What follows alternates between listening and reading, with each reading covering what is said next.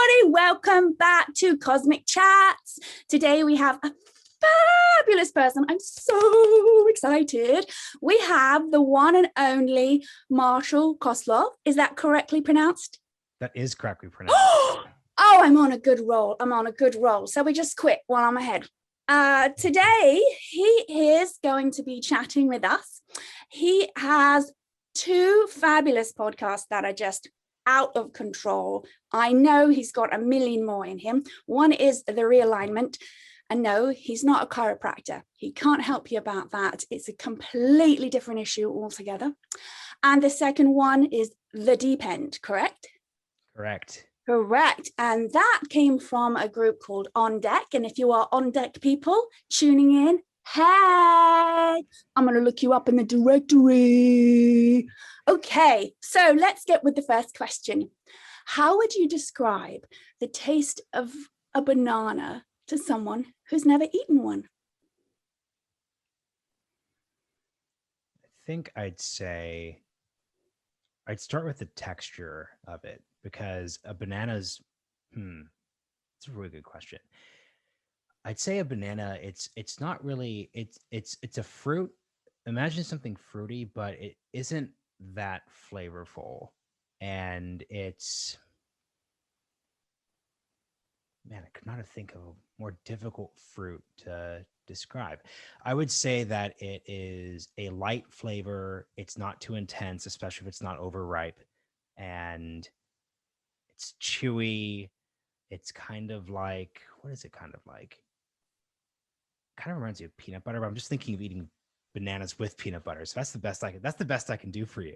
It's like it's pretty indigestible banana and peanut butter sandwiches. Yeah. Have you had one? I have had a peanut butter. Yeah, I've had it. Not a huge fan. So it's just funny that I don't even know why I even went to that, because I'm not actually a huge fan of that. But yeah, definitely. I think that's definitely part of it. It sticks to the top of your mouth, and it's not a fun thing to eat. It's really hard to digest. I know people are like, oh, what's the problem? What did you eat? They actually went to a doctor, and the doctor's like, that's pretty indigestible with white bread. So do you actually like bananas? I do. It's funny because it's never a fruit that I've gone and said, hey, I want to go get a banana because that tastes really good. I think it's the perfect supplement fruit. So you add it to cereal. You don't add it to a sandwich. We were just talking about that, but you add it to most things, and it's really good. So you have it with, I love it with cereal. I actually like banana pancakes too. So you just take an egg and you take a banana, you mash it together, and you cook it like a pancake, and it tastes really good. But the key thing is that bananas with other things, I could just never imagine just saying, hey, I'm really hungry, I'm gonna go out and get a banana from the store or something. That's a good little sort of snack to keep you going, right? It's very easy to hold. Banana phone. Yeah, I was thinking phone when you did that. Yeah, right. Banana phone. Yes. Everyone has a different answer, but texture is usually a big one when it comes to the banana question. So my next thought is, everybody like and subscribe if you haven't already. And if you haven't, Marshall's going to tell you right now to do that. Everyone needs to like and subscribe. It's YouTube. I've just got it started on YouTube myself, and it is so cool watching the number go up. So make both of our days and have the numbers go up, especially you On Deck people who are watching. You know the deal. Like and subscribe will do it back. That's right. And then put in a note or send me an email saying who you are exactly. And I want to tell you and take this moment, I appreciate all your comments that you've made about bananas. Those of you who love them, those of you who are appalled, you can always fast forward to the next question. Life is simple. Next question. When did you have your first existential life crisis as a child?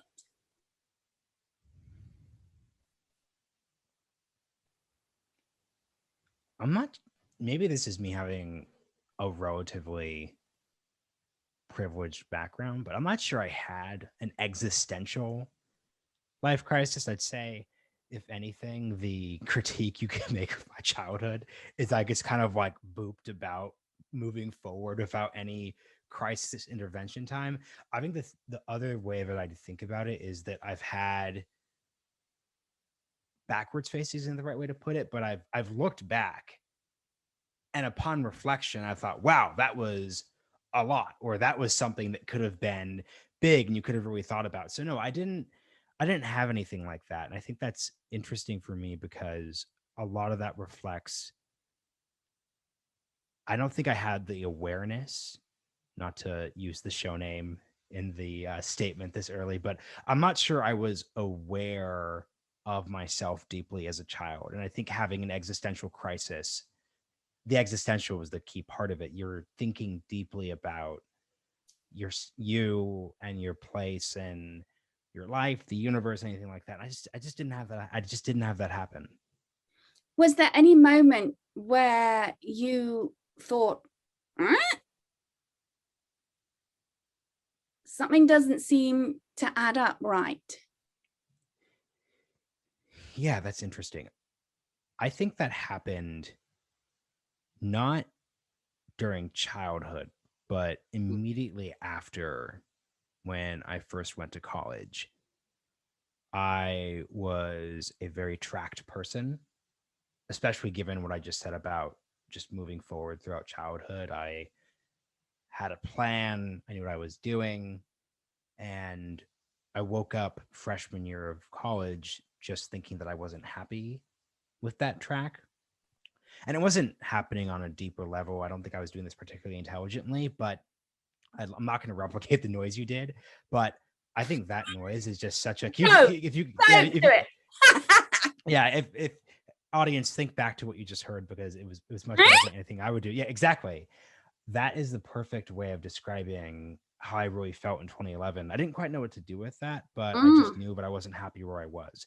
But so yeah, it was never, but that wasn't existential. It was just, oh, like the script or the track that I was on wasn't working. And that was really, really, upon reflection, like a really important point for me. And so as a result, your perception changed. Interesting. I don't think it's that my perception changed. It's that I got off of the track that I was on, and I honestly struggled, because if my perception itself had changed, I think that would have actually made things much easier. But all I actually did was think to myself, I don't like what I'm doing. I'm going to stop doing that, or I'm going to change it, without, I think, going to the deeper level and asking the question of perception. I think that's because, for example, the critique you could make of me back then was that I thought I wanted to follow a very specific path. I wanted to be a lawyer. I went to DC. I didn't really think about what I wanted from college. I just saw it very much as this pre-professional activity that you'll just do. I wasn't that involved in school or the actual extracurriculars, anything like that. And during that moment where the aforementioned sound happened, I could have thought to myself, hey, what was the process that led you to this state of unhappiness? Thought about that deeply, perception, obviously, and then help myself make better decisions. But I didn't quite do that. Instead, I just said, I don't like this track that I'm on, so let me search in vain for an all new track that's just as comfortable. So I just think of, and I'd love to hear what your definition of perception is, because when I just think of perception, I think of something that just would have been much more helpful than just assuming this is just about changing your specific circumstances, the whole grass is greener situation. Well, we can, absolutely get into semantics with words, but at the end of the day, we can have someone who is really academic and goes into the roots of where words have come and how they've changed with culture.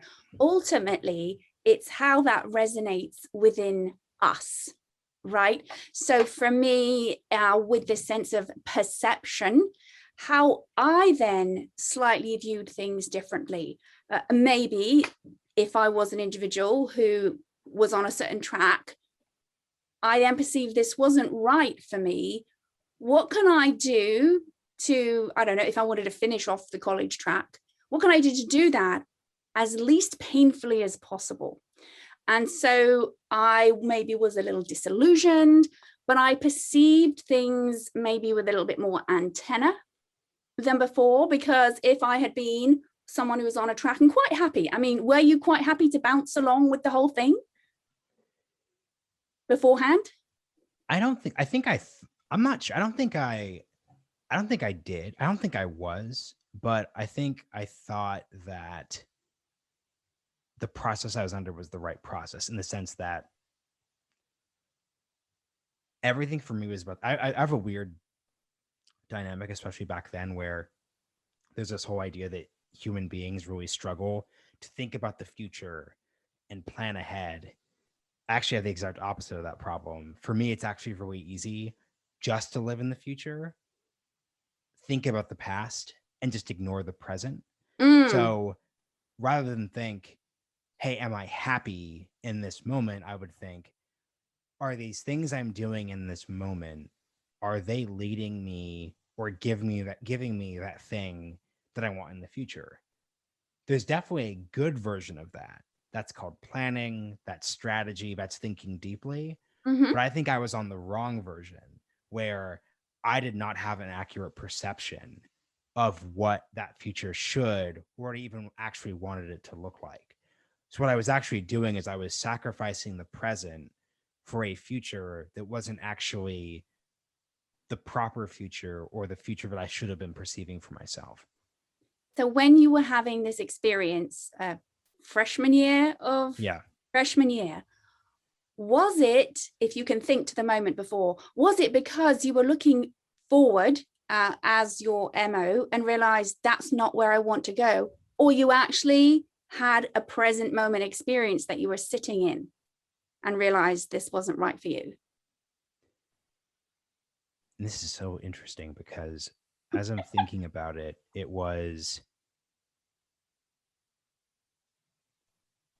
I think I was so actually dissatisfied in that moment. In that moment. I was that it broke through that future bias I had.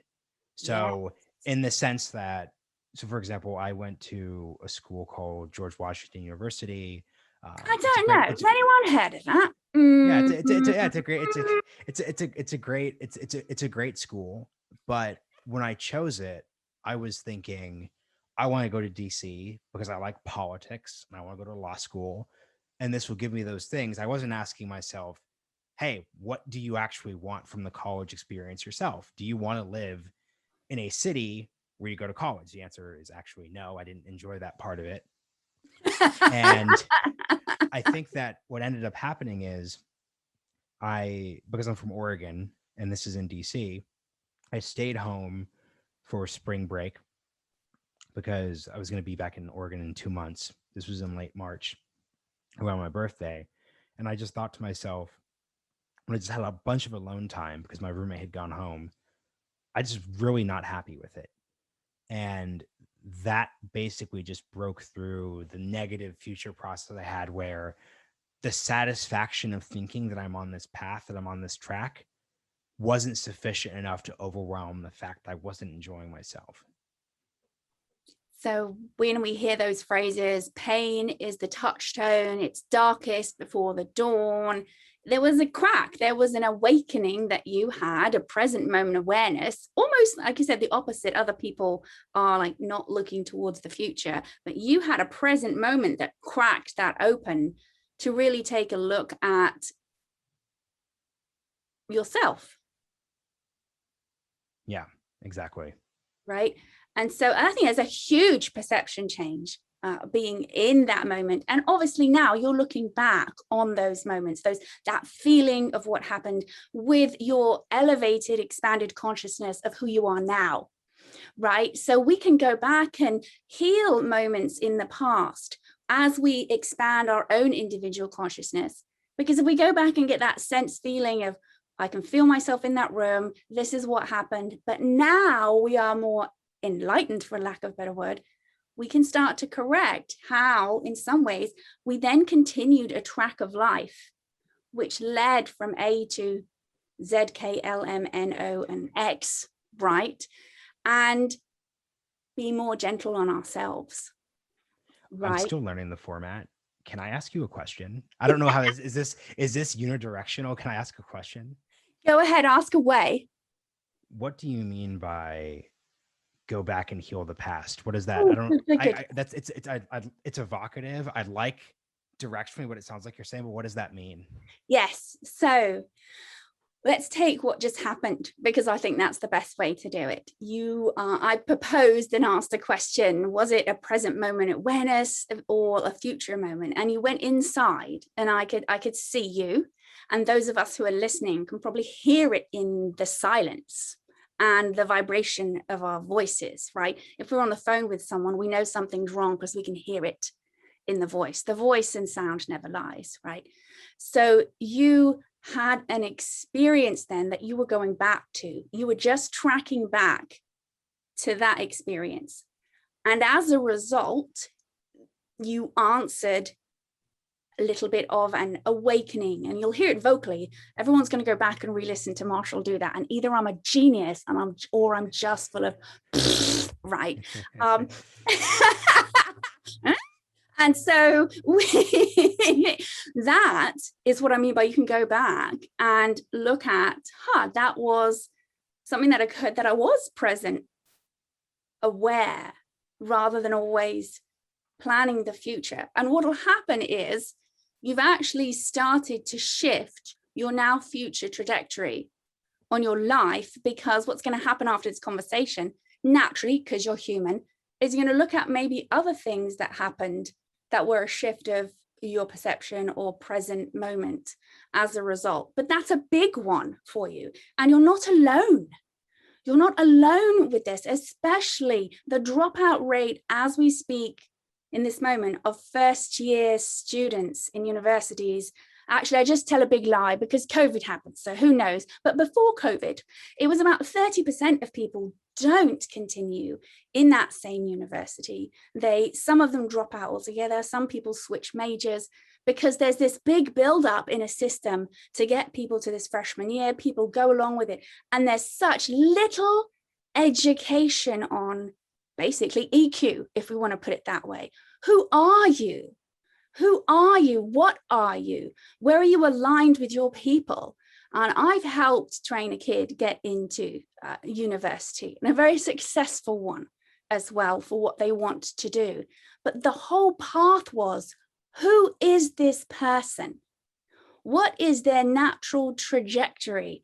And when we have that education in our lives, then seemingly studying French and physics at the same time seems to make no sense whatsoever, unless maybe you're Marie Curie descendant, that it can link into a forefrontal, cutting edge awakening for the whole world, because you have this experience here with this language and this physics, and you go on holiday to, I don't know, Mexico, and someone is a French speaker and you speak French and you translate, and it turns out they're doing this thing to with physics, and none of it makes any seemingly normal sense or linear sense whatsoever. But because one has been following their own vibration of who they are, it all comes together at the right moment, and the individual feels full, and they've been educated all their life that there's nothing wrong with seemingly random. And so much of what happens is, you know, the artistic kid, and I know I have an accent, so I mean as in art, you know, drawing, creative, that person.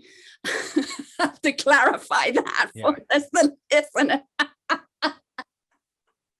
As the artistic child has trouble maybe with math or English, what do? They cut the arts out and double down on the academics to go so far, right?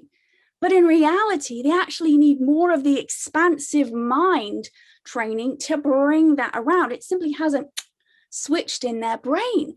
So when we also have, oh, he never went to university and he did all these amazing things, it's this big reward or carrot that is supposed to make everyone okay. And the reality is, since the beginning of time, we want to go back to the yogis. We can look at all this information, whether you're following a philosophy of Christ or Allah, or it all says the material matter will not fill the soul. Mm-hmm. Right? It won't, right? And then we wonder, in our society, why are we having problems with this generation of millennials? Why are we having these problems with this next generation, whatever is happening, right? And the one thing we're not really educating long term is awakening of consciousness and one's own filling of their natural vibration within our social construct, right? We all want everyone to be able to write and read, communicate with other people. Very important. We don't just want that. We probably need that. Right. We're not talking about, I'm going to just plop you in a field with the cows all day and that's your education. No, we have to be able to be in a global community, right? And this is where it really fails. Where do we start with? Where do we unite globally? Well, we always unite one-on-one, heart to heart. Movies are made of this stuff. Plays, Shakespearean plays are made of this stuff. It is a universal through line throughout time of humanity. And yet we still haven't got it, have we? Probably not. To put it mildly, probably not. So all things being said, you're in this state of time, meaning, 2021 at your certain age for all reasons, right? All reasons. And learning what you're learning, and so there are no mistakes in that way if we're moving forward with it. Oh, I wish I had this when I was at school. I mean, I went through a very traditional, even just regular schools in the UK were very traditional, put up your hand. I did not do well, as you can imagine. It's like, can I just do a speaking? Can I just speak my exam? Because I didn't know I had a form of dyslexia. No one was really talking about that much. And they thought I was difficult. At one point, a teacher said I wrote like I was, and we used the term foreigner. She said, you write like a foreigner. And yes, it was being derogatory. And apparently I would write by putting verbs in the wrong places. They wanted to know if I learned German first, which I hadn't. And all of these were. Do you speak German? Ein bisschen. Okay. Yeah. Ich spreche ein bisschen too. So yeah. Das ist alles, yeah. Although one of my favorite phrases, and you have to wait for part 2 because we got my favorite phrases. One of my favorite phrases is in German. I will just tell you, and it's completely random. So, and please do like and subscribe if you haven't and you just checked in. But this is, these crises that you're not alone. It's a phenomenon. People are writing about it, trying to deal with this academic system, even dealing with it in a way of saying, don't go. It's a waste of money. Don't go. That's not the solution at all. The solution is to not educate people. No, it's to shift the alignment of education.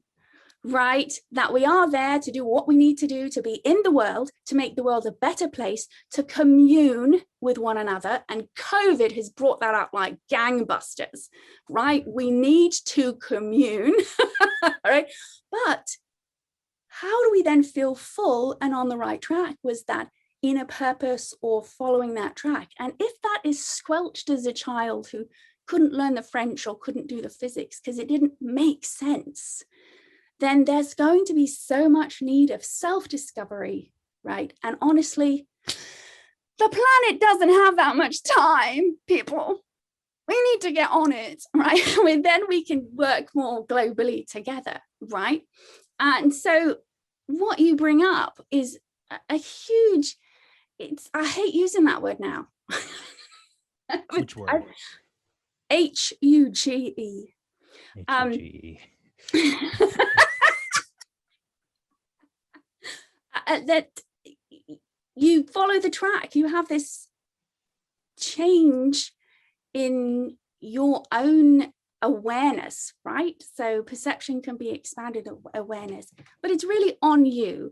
So, yes, how you look at it if one is an observer, but this is about asking you your questions and how we look at things. And then as we mature and we look back, oh yeah, you know, I was full of myself, I had no idea, or oh gosh, did I really do that? Or wow, that was pretty brave of me, I'd never do that now. You know, we look back and we can sort of remember, well, what if I got a little bit of that element of when I was more of a go-getter? I'm still the same person, the body's older. Can still intermingle it a little bit more. And that's where the idea of perception comes. So let's just go a wee bit more, because I like this very, very much. And you can have me talk for ages about education. And we can even do a second episode about it, because I helped raise, yes, I helped raise an African-American female, who's not my daughter, and be the first person to go to a 4-year college out of her whole family, and the top program in the world. And yeah, that's like a mum boasting, but it's not. It was really about finding out who she was, and how can I, within my own resources, bring that out without losing the spirit of that child and help them be in the world. And I said, even if you do go and it's not what you do forever, that's not what this is really about. Tell your college counselor it is. Someone has to be told that, so that within, I guess the whole point of this conversation is like within yourself, that's not what it's all about. Right. That's not what it's all about. So you had that awakening, and what did you do? What did you switch over to? Did you switch majors?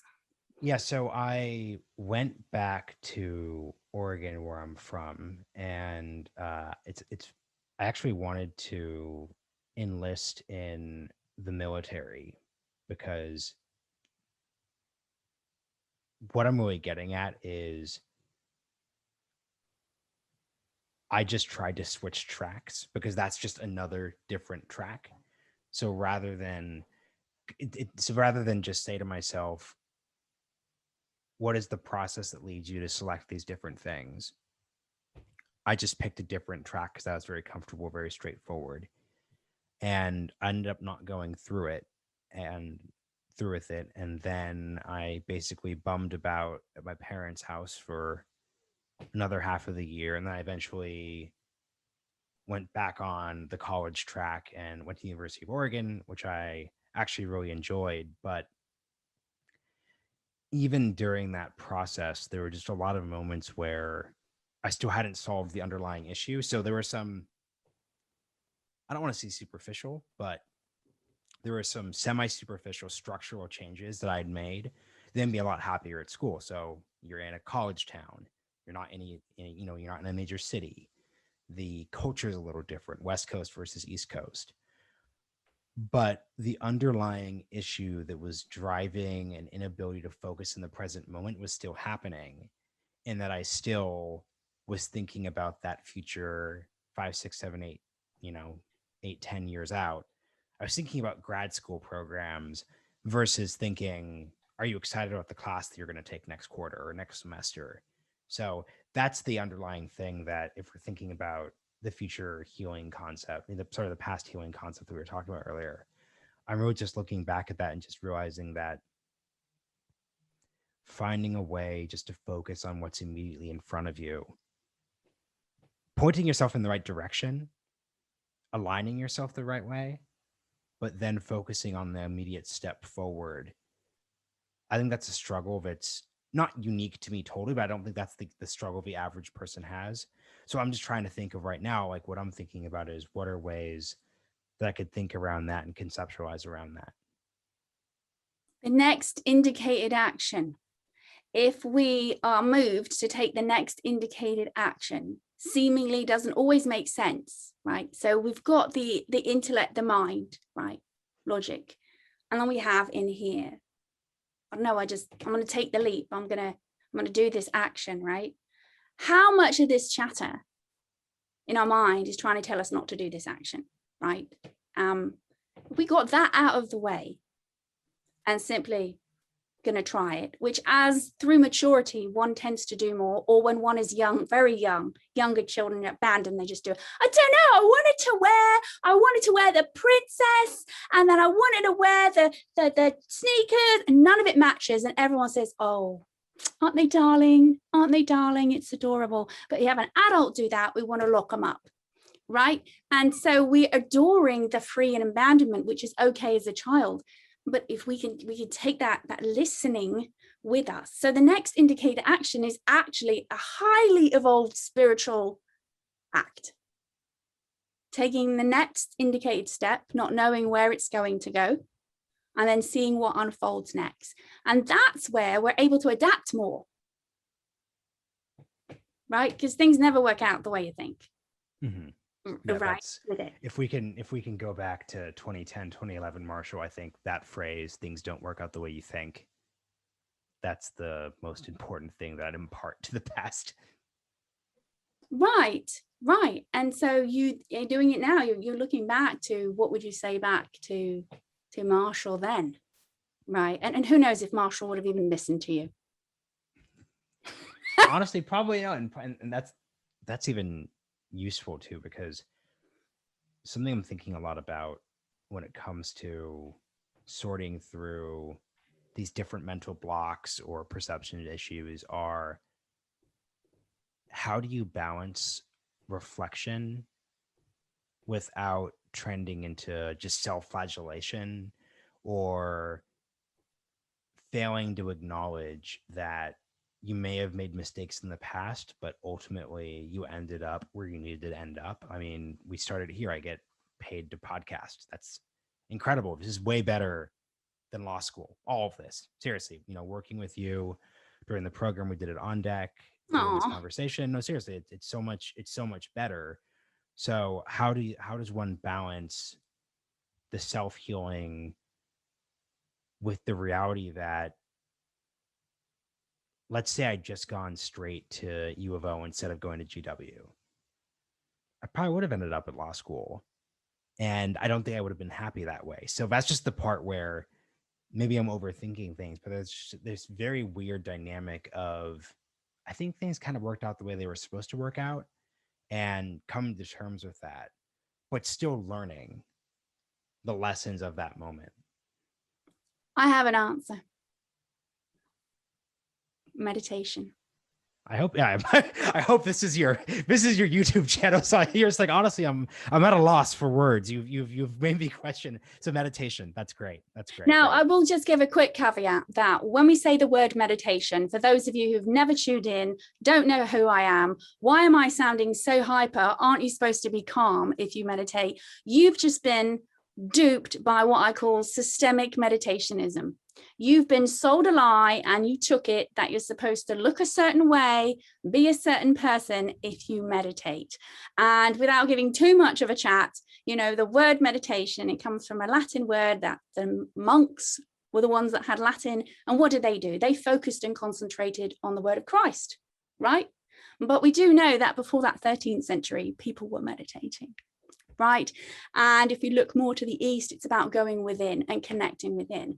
And when we go within, we start to stabilize our nervous system from that fight or flight, that mind chatter. When we do that and we get into that more open relaxation state, we are able to listen.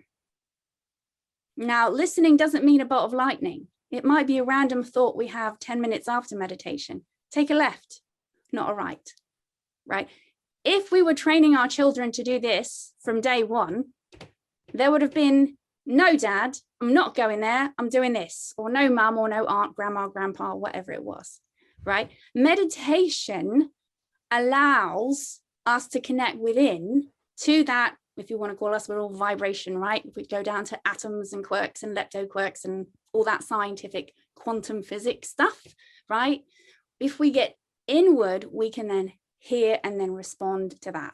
And I'm telling you, and this can be a little plug, those of you who've never heard of Vedic meditation stories, that's the ebook I have. It has real stories, mainly from underrepresented groups who would never learn meditation, who talk in their own words. There's no editing. People hate that I did that, but I wanted the vibration of their own voices to come through. Right? If they misspell for a reason. If they have incorrect punctuation, it's there for a reason, right? Hear their true voice of how they changed as a result of going inward and changing their vibration. The sale, you're going to get the $1 million, you're going to get the house, you're going to get the love of your life, you're going to get all these things. That's again getting that outside stuff to fill that gaping hole inside. Now, let me tell you, it's quite nice if you have a house and shelter and you don't have to be in fight or flight all your life, as unfortunately too many people in this world are, right? But that will express and show how simply it can make a difference in anyone's life. And actually right now, as this date, which is 2021, if you have Amazon Unlimited Kindle, which you can get with Prime, it's free to download, absolutely free. And any pages you open, it goes to the nonprofit. But this is an example of, you don't have to have this certain place in order to meditate. I can't meditate, or I can't don't like going to that yoga studio because they all look this way, or the yoga teacher's supposed to look this way, or even my upbringing, women, you can't be loud. You know what? We have amazing spiritual females who are funny and loud, and the majority of them originally would be revered within more indigenous peoples, right? They're revering them because we have predominantly, if you're talking about Westerners or colonialization, they slap that down. And now that's why there is this seemingly rise of the female. We just want an equality, right? Right? But we have to go to these other groups and see how it's always been revered. Even in Catholicism, Mary was always there. She wasn't knocked down. But that's where where meditation can really help.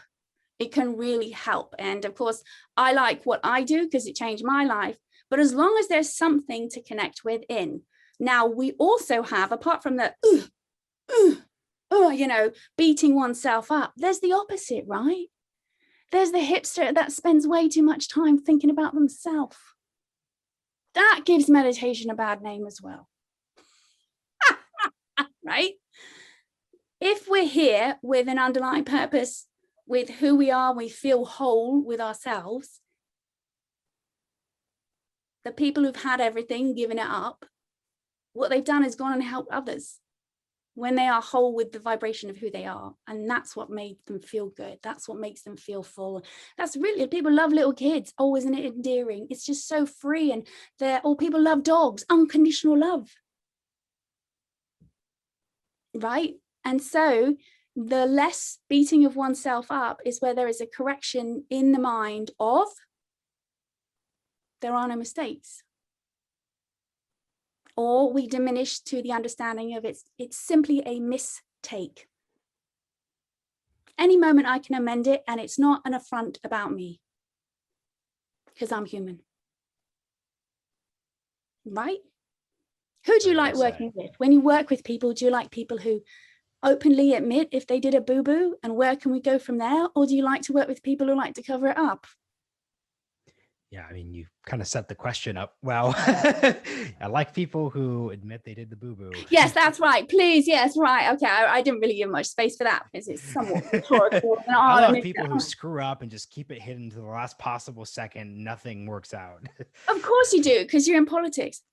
Yeah.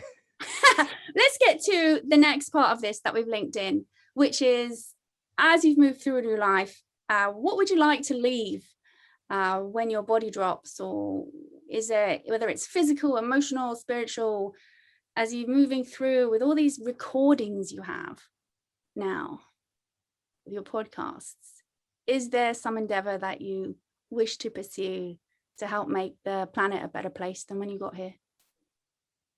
No pressure. No pressure. No, great questions.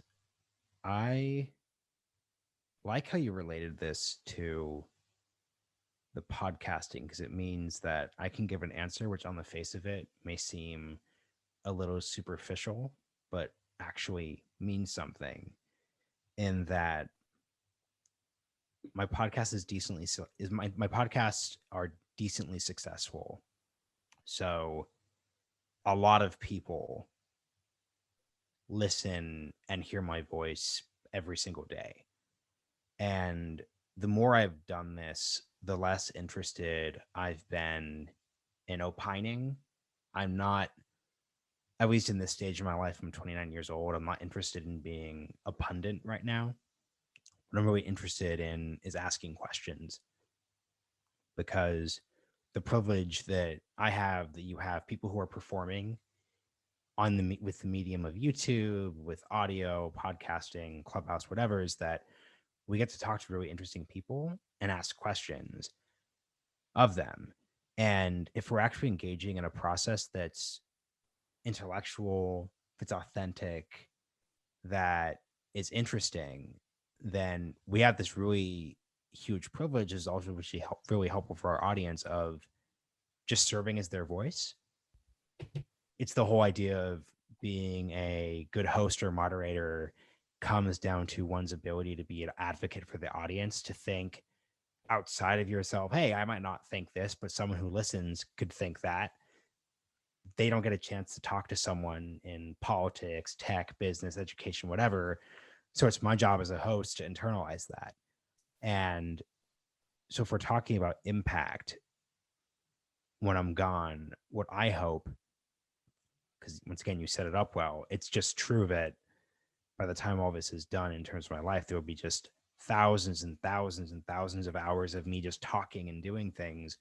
I hope that all of that helped people think about the world differently, or I hope that what I did was useful, or that it was interesting, and that it just helped someone see something that was happening maybe to their family or in their personal life or at work or just in the news, and think, oh, I know how to think about this, or I maybe have an answer to this because Marshall engaged my thought process. Like, Marshall didn't give me an answer, because that's not my objective as a host, but Marshall gave me a really strong framework for thinking about something. And I hope to have done that with millions and millions of people.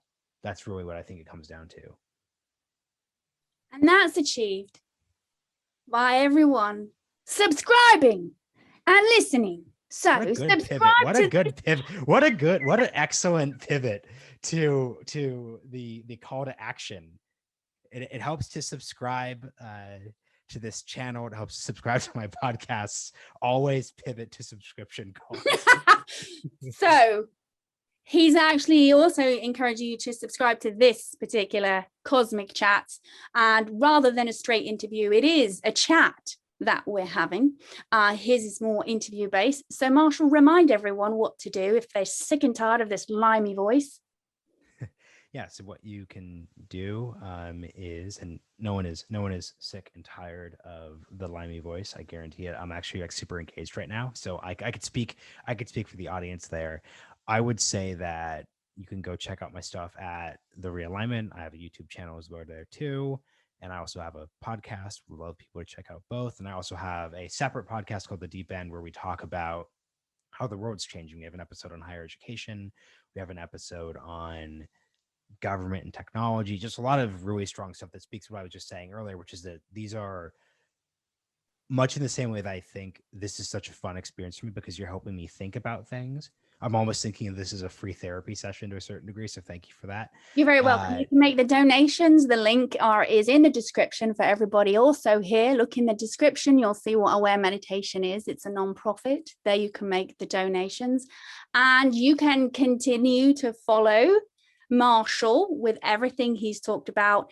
He is going to continue therapy with me in part 2, but fast fire therapy for those of you who are, it's time to get off the train right now. You've got to go and talk to those people you don't like. And speaking of make sure you comment and tell us, we want Marshall back. And with that, we're going to say toodaloo. Bye.